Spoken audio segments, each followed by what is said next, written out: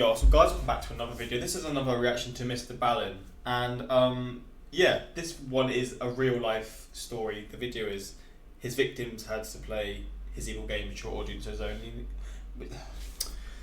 Yo, so guys, welcome back to another video. This is another reaction to MrBallen. Again, I love his channel from what I've seen so far. I've only seen a few videos, but his storytelling ability it's really just interesting to see because you sort of feel like you're there in the moment, and especially with his last one, his last sort of real life experience story. His last story with like sort of I don't know how to explain it. His real life storytelling videos, because I've done a reaction to his like his one in the woods, but that's sort of basing it off people's sort of what people have said. There's no actual sort of 100% proof. This is like stuff with the evidence behind it and everything. And yeah, people said they liked his videos of those are the best. Obviously, his other ones are very good as well, but these ones are like the ones that yeah you can't beat them kind of thing. But I've enjoyed both sides of his videos, but definitely the first one I saw, which was more like this one, was like like I said, I felt like I was there in the moment. It was like I was getting angry in the video because of the things that the guy did and the way he explained it. But obviously, credit to him because that's the way he made you feel those kinds of emotions. But he's also replying to both. He's replied to both videos. So I mean, shout out to him again for that because I mean, he's a big YouTuber, man. Seeing a reaction from someone like me and sharing his love, I appreciate it, man. So again, if you haven't already, I'm sure you know who he is. But on the off chance one of you haven't subscribed to him or you don't know who he is, check his video out, like his video, subscribe to him, you know how it is. Let's get him to 4 million. I mean, yeah, I'm sure I've got that juice, right? But let's get into this, man. I've enjoyed the one so far, so I'm intrigued to see what this one goes into. I mean, basing it off the title, I feel like it's going to be quite a dark one.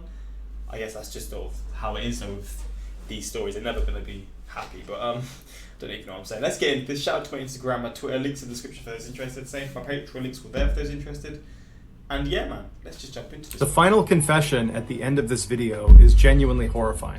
Viewer discretion is advised. But before we get into today's story, if you're a fan of the strange, dark, and mysterious delivered in story format, then you've come to the right channel because that's all we do, and we upload 3 or 4 times every week. So if that's of interest to you, please secretly teach the like button's parrot to screech obscenities every time the like button is on a work call. Also, please subscribe to our channel and turn on all notifications so you don't miss any of our weekly uploads. All right, let's get into today's story.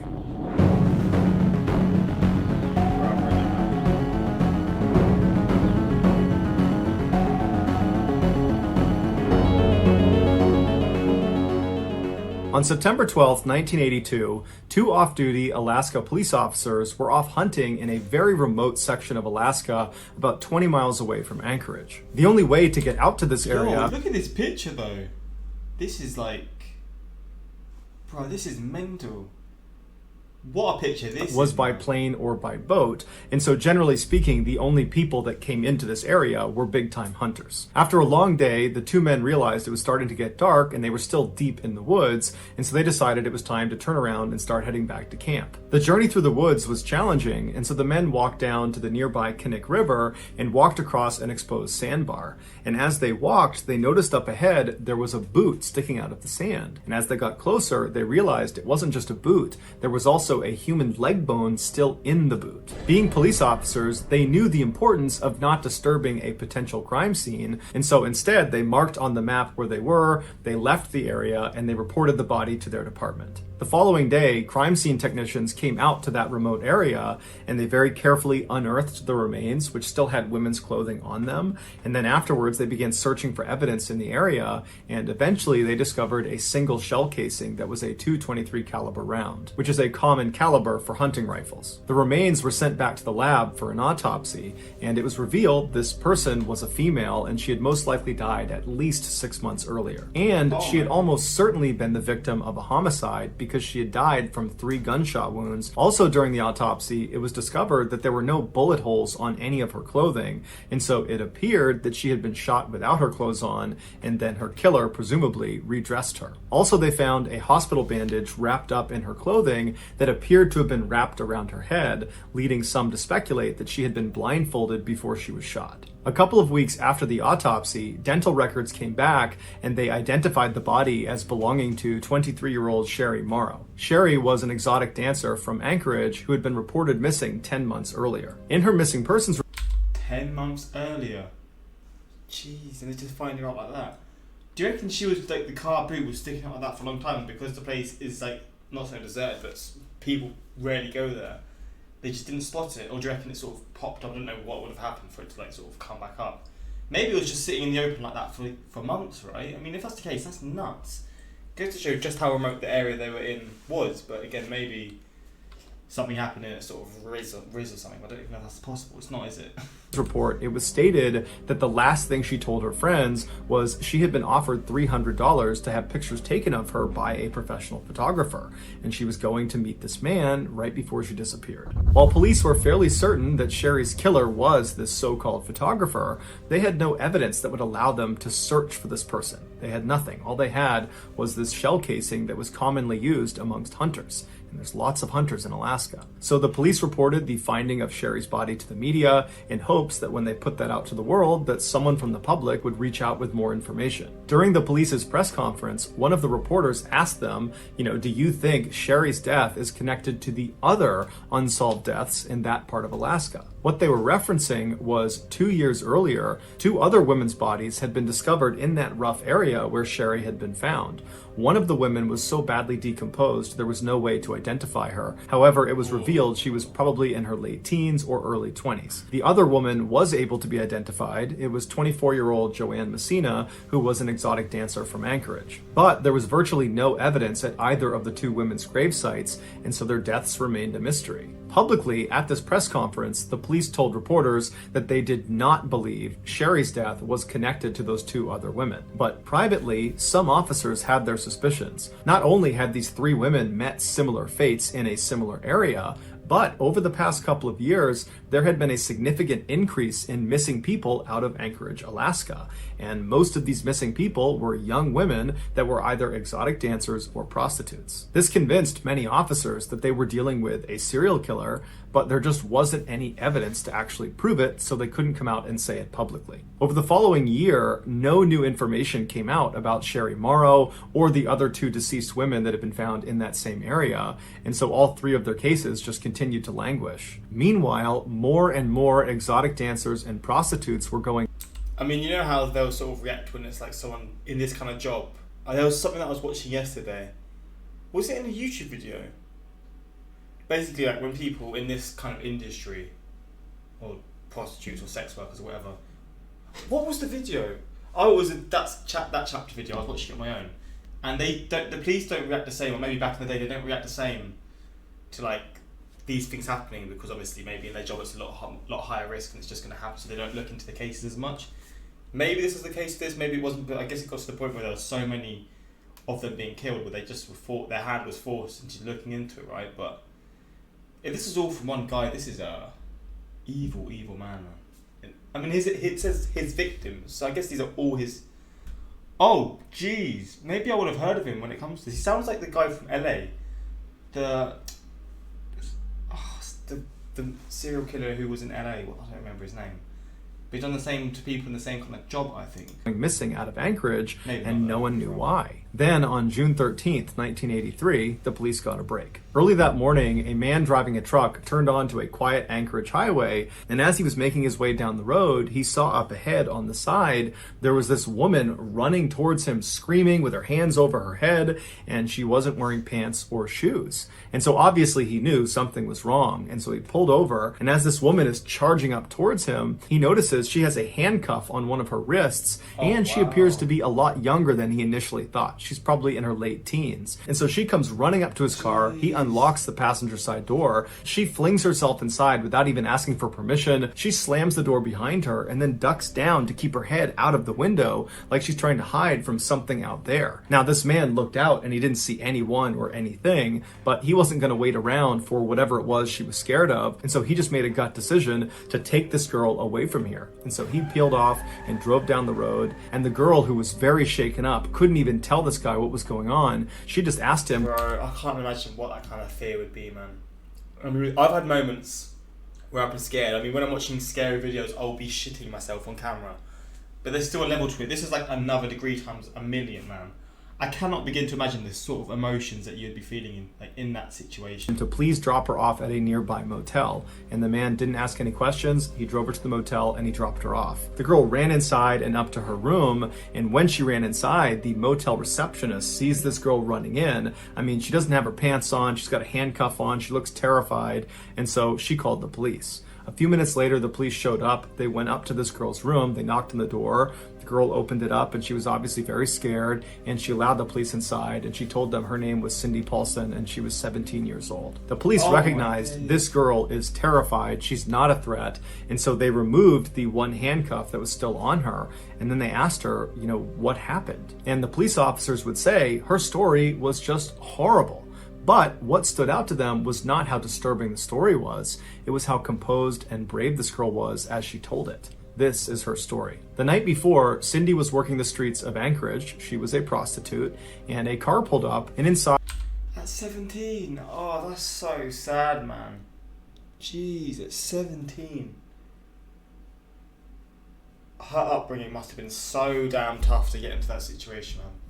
Was this wiry, bearded guy with glasses who seemed kind of slight and harmless, and he asked to buy her services. And because she didn't view him as a threat, she agreed and hopped in his passenger seat, and as soon as she sat down, he reached over and put a handcuff on one wrist and then drew a gun on her and told her to be quiet. And then he drove her to this fairly nice neighborhood, pulled into a driveway, he got her out of the car and led her into this house, and he brought her along downstairs into the basement, where as soon as she got down there, there was a dim light, and she saw there was a chain swinging from the ceiling. And he strung her up onto that chain, and for hours he assaulted her. And then after he grew tired of doing that, he told her he was going to go take a nap, and when he came back, they were going to leave this house and go out to his cabin in the woods. At this point, she begged him to let her go, but he really didn't care. He just told her that if she made any noise or tried to escape at any point, he would have to kill her. And then he walked out of the room. And for the next several hours, Cindy remained chained to the ceiling with half of her clothes off. What the actual fuck, man? Wondering what horrible thing was going to happen to her next. Eventually, her attacker came back in the room, and he untied her from her chain, and he walked her upstairs to his living room, where he very proudly showed her a number of hunting trophies he had, and he began telling her about how much he loved hunting and where he went hunting. And it was at this point that Cindy realized this guy has no intention of keeping her alive. He's shown her his face, his house, his car. He's told her about places he likes to go and things he likes to do. He's given her all this information about himself. She is a huge liability to him. And so it dawned on her that if she didn't find a way to escape, she was going to die. After the trophy tour, the man led Cindy back out to her car, he put her inside, and then he drove to a nearby small airport where he said his plane was. And so he pulled over to their hangar, he got her out of the car, and he put her inside of the plane. And as Cindy is sitting in the plane, she's watching this guy load gun after gun and bag after bag of what looks like military supplies into this plane. And so she knows that this is the moment. I have to escape right now, because as soon as this plane takes off, I'm done for. And so at some point when this guy went over to his car to get something and his back was turned to her, she jumped out of the cockpit of this plane, she fell to the ground, she got up and just began running out of the hangar. And she managed to get out of the hangar and began turning the corner and running towards this forest right as she hears this guy charging after her, screaming that he's going to catch her and kill her. And so she just keeps running for her life all the way into this forest, all the way to that highway, before she finally stopped and turned around and she saw the man had stopped following her. This is when she went onto the highway and she flagged down the guy in the truck who brought her to the motel. The police were shocked by her story. It sounded totally unbelievable, but she was so genuinely scared and so detailed that they believed her. And so they told her they would have to bring her to the hospital, and on their way to the hospital, she demanded they go back to that airport that she had been held at so she can try to identify the hangar she had been in, and hopefully the plane would still be in there. And so the police comply, they go into the airport, and Cindy points out the hangar she believes she was in. And when they get there, the plane she had been on was still there, but the man, her attacker, was not there. And so the police got out and they began taking down notes about the plane, its different tag numbers and what it looked like. And while they're standing there, the security guard from the airport came over because he saw the police cars, and he told the officers that the night before he had seen the owner of the plane they're looking at acting very suspiciously with something inside of his car. And so on a hunch, he had recorded that man's license plate number, and he gave that number to police. And so the police were able to... He is done for, baby. That's a positive that's come out of this, man. I want to see him. I hope he gets the worst possible sentence, man. Whatever it is, I just hope it's something really bad happens to it. He used that license plate number and some of the numbers on the plane to figure out who owned both vehicles. And it was a local man named Robert Hansen who owned a very successful bakery downtown. After dropping Cindy off at the hospital, the police officers decided to pay a visit to Robert Hansen at his house. When they got there, Robert was actually pulling into his driveway right at the same time, and they saw his car matched the description that Cindy had given of his car. And then when Robert got out of his car, he matched the description that Cindy had given of her attacker. When Robert saw the police parked outside of his house, he immediately invited them over and said, what can I help you with? And the police said, we'd like to talk to you. Can we go inside? Robert invited them inside, and when the police went into his house, it matched the description that Cindy had given of his house with all the hunting trophies everywhere. And so they sat down and they asked him what he was. This is a fucking weird ass picture, by the way. Look at this.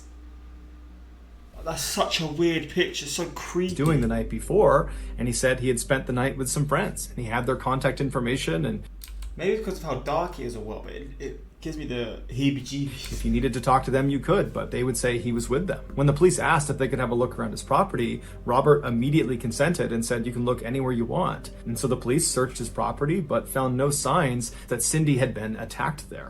And so they thanked him for his hospitality and they left. Once they got back to their station, they checked in with Robert's two friends he claimed he was with the night before, and they each independently corroborated Robert's story, saying that yes, he was with them from this time to this time.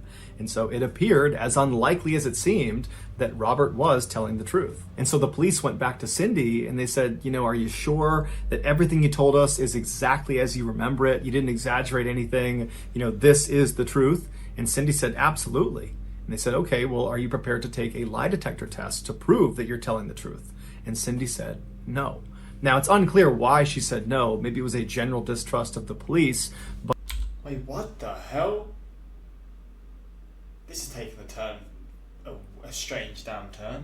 But either way, when she said no, it immediately cast an enormous amount of doubt on her story in the eyes of the police. And when Cindy started to pick up that the police really didn't believe her anymore, she got spooked and just left town. And after that, her case and Robert Hansen were largely forgotten about. But 3 months later, on September 2nd, all of that changed. On that day, a construction crew was doing some work on a backcountry road not far from where those 3 women's bodies had been found. And at some point, one of their machines uncovered some human remains. The police were called in, who pulled up the rest of the remains, and then just like in Sherry Morrow's case, when they looked for evidence around this new body, they found a single shell casing from a .223 caliber round. The remains were brought back for an autopsy, where it was determined that the body was female and she had died from several gunshot wounds. Using dental records, they were able to identify this woman as being 17-year-old Paula Goulding, who was an exotic dancer who had gone missing 5 months prior from Anchorage. The police sent the .223 shell casing found in Paula's gravesite,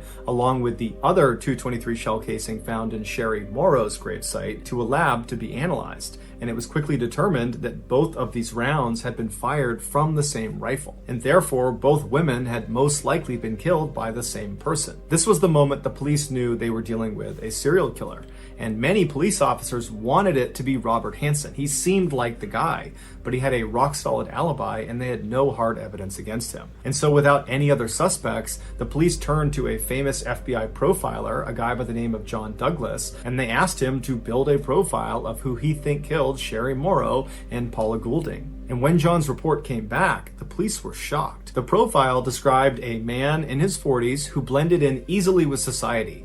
He was well-liked and got along with people, and was just a normal guy. And he was...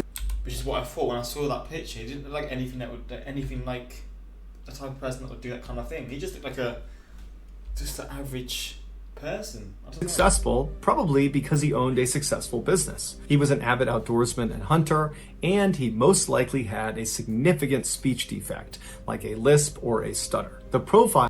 How do they build this kind of profile? What? Was perfectly describing Robert Hansen. And because of John Douglas's prolific success in correctly identifying killers based on his profiles, when a judge saw this particular profile and saw how neatly it lined up with Robert Hansen, he gave the FBI a search warrant for Robert's house. And this time they would find very damning evidence, like a map of the local area. It was a hunting map, and on it there were 37 X's marked off. And some of those Texas coincided with the same area where those 4 women's bodies had been found. They also found a .223 caliber rifle along with a bag of women's jewelry that contained a necklace belonging to Sherry Morrow. As the FBI was carrying evidence out of Robert's house into their truck, a neighbor walked over after seeing all the commotion, and she walked up to one of the agents, and she was very skittish and anxious, and she said, my husband, he's friends with Robert, and he recently pretended to be an alibi for Robert. He had no idea how much trouble he was in, and I certainly didn't know, but I want you guys to know that my husband was lying. He was not with Robert on the night that he said he was. Well, why would you lie? I understand that there's a point where you got back your friends and stuff, but surely they would have known somewhat, or the police would have questioned them, questions to do with the murder. And surely at the point where you hear it's a murder, you're like, okay, yeah, I ain't in this anymore. Maybe there's more to it than I know, but that seems kind of sus, but it is what it is, isn't it? This was the proverbial nail in the coffin for Robert Hansen, because now, without this alibi, he had nothing to hide behind. And so when the police approached Robert with their overwhelming evidence against him between what they found in his house and this now recanted statement from his former alibi, Robert said, okay, I'm going to confess. But there was a catch. He was only willing to confess to murdering the 4 women whose bodies had already been found by police. Now, the police knew Robert had almost definitely killed more people, and so at this point, they just wanted to know who the other victims were and where they were. And so they offered Robert a deal where he would confess to those 4 murders and then... Okay, maybe he looks a bit different to what I thought. He looks like such a rat man. Give additional information about other victims, where they were located, who I like how scared he looks though, but it sort of fills me with a bit of happiness. they were, what happened to them. In exchange, they would not prosecute him on any other victims he named. And so Robert agreed to these terms, he signed the deal, and then he gave a full, horrifying confession. He said he would drive around Anchorage at night and look for young, vulnerable women that were all alone. These were usually prostitutes out on the street, or they were exotic dancers he would try to befriend inside of clubs. And when he approached these women, he would tell them he was a professional photographer and he thought they were beautiful and he wanted to take photos of them, and he would pay them for the photo shoot. And many of these women were aspiring models, and they were really excited at this idea, and so they would agree to go. And so Robert would tell them to meet him the next day at a particular location, which was usually a fast food restaurant. And Robert would show up much earlier, and he would hide in his car, and he would wait to see when they showed up if they were alone or not. And when he saw they were alone and they had no one to help them, he would drive up and he would ask them to get in his car. What these women couldn't see was on the inside of the passenger side door was a handcuff that was already latched on to the door itself, and there was an open cuff waiting for them as soon as they got in. They would get in the car, he would reach over them and act like he was helping them put on their seatbelt, and then as they're kind of looking at him, wondering what he's doing, he would grab their wrist, throw it in the open handcuff, and then he would draw a pistol and hold it against their head and say, "Be quiet." During his confession, Robert bragged to police that he had done this so many times, putting the handcuff on and drawing the pistol, that it was like muscle memory for him. I'm sorry, yeah, but I know they've signed the paper so he can only get sentenced for 4 of them, but I don't even care. At this point, he's such an evil guy. Why would you... I guess the law is always like, you have to follow these rules or whatever, but surely there's just a point where you're such a sick guy or such a sick person or whatever. They'll just be like, you know what, scrap these rules, man. We're just locking you up no matter what. Like, oh, they're going to lock him up anyway, but forgetting just for the 4 charges and for all the people instead. I don't know, it just seems a bit strange to me how, even though they signed it, they could just see what he's done is just beyond anything and just scrap the rules that they initially sort of signed. I don't know, but... Once he had the women handcuffed inside of his car, he would drive them back to his house and he would bring them into his basement and he would chain them up to the ceiling just like Cindy had described. And then after assaulting them for hours, he would take them out of his basement, put them in his car, drive out to the airport. He would put them in his plane, but unlike Cindy, these women didn't escape. And he would take off and he would fly them out to his cabin, which was not far from where those 4 bodies had been found. Once he got the women into his cabin, he would undress them and put a blindfold on them, and then with their handcuffs still on, he would assist them out the front door and tell them to run. And they would take off as fast as they could into the woods, running into trees, falling over, but just running for their lives, believing their ordeal was now over. They just had to get away. Fuck me, man. This is worse than the last one. This is so much worse. The last one was horrible, but this one is just why? where's the satisfaction for anyone doing from this guy. But what they didn't know is their ordeal was just starting. Robert had no intention of allowing them to escape. He knew there was deep water that surrounded his cabin, and so if they actually made it that far to the water's edge, they would drown. And so Robert would give these women a significant head start to give them the sense that they actually might escape. And then Robert would grab his knife and his hunting rifle, and he would head out and begin stalking his prey. And for the next several hours or days, he would walk around the woods looking for these women, and he would just stay off, watching what they were doing. And at some point, he would sneak up on them, and he would wound them intentionally, usually with his knife, and then he had a blood trail to follow. And he would follow these dying women who were screaming out for help. This is actually just... Oh my god. Oh my fucking god. How can someone this crazy fit into society so normally? Oh man, this is beyond anything I was imagining. I've seen some messed up stories. This might top the lot, man. This is outrageous. I feel sick and I'm just sad. Like, this is like what, 30, 40 years ago? Does not matter to me, man. This is just like, what the fuck? Oh man, this is crazy. Help. And at some point, these women would know they were going to die. There was no hope for them, and they would collapse or they would stop. And at that point, Robert would walk up to them and he would shoot them. Afterwards, he would remove their handcuffs, he would redress them, and then he would bury them in a shallow grave. Before he was carted off to prison to serve a life sentence without the possibility of parole, he was brought out by authorities to help identify where other grave sites were in that hunting area. But he was only able to find 8 additional victims because he would go to different grave sites and the remains would not be there anymore, most likely because animals had ransacked the area, or he just simply forgot where it was, or he didn't want to share any more information with police. Robert never confirmed if all 37 of those X's on that map that was found are actual sites of victims that he buried. But investigators say that's exactly what they were, and in fact, many believe there are other maps with more X's on them. But the police could only confirm 17 victims. If there were more, we probably will never know, because in 2014, Robert died in prison and he took those secrets to the grave. So that's going to do it, guys. If you found the secret in today's episode, let us know in the comments what it is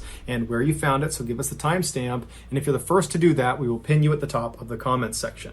If you got something out of today's video and you haven't done this already, please secretly teach the like button's parrot to scream obscenities every time the like button is on a work call. What is that thing that you said? I don't understand that. But man, this story is nuts, man. What is the secret in this? C was on the inside of the passenger side door. Let me pause it. C was on the... Wait. In his car. What these women couldn't see was on the inside. This story, man, my goal in life is to never end up in one of MrBallen's stories. They made a movie on this called Frozen Ground. They did an incredible job on it. Really? Frozen Ground film. I need to check this out.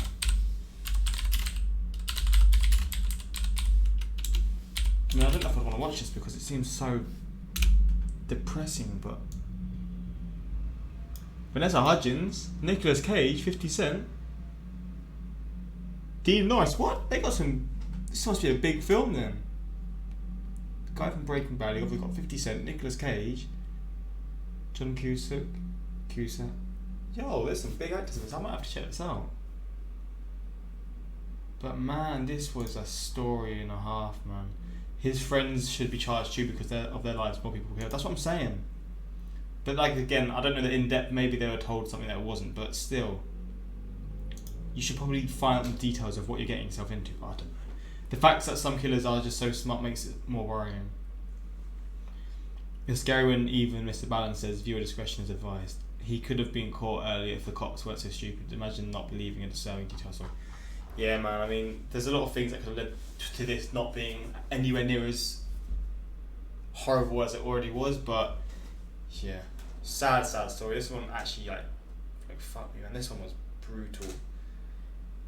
Hard-hitting story, man, but yeah, I mean, I'm down to do more with MrBallen stories. Like I said before, his storytelling ability of situations that go on, it hits you, man. Again, I feel like it would be hard for one of these stories not to hit you and make you feel a certain way, but the way he just sort of shows it and explains it, it just makes that 10 times more intense. And I mean, obviously, rest in peace to everyone involved. This is a real sad story, man. But yeah, more of this on the way. Suggest some more videos from MrBallen you want to see, or any other channels in future. And yeah, until next time, like, subscribe. Peace.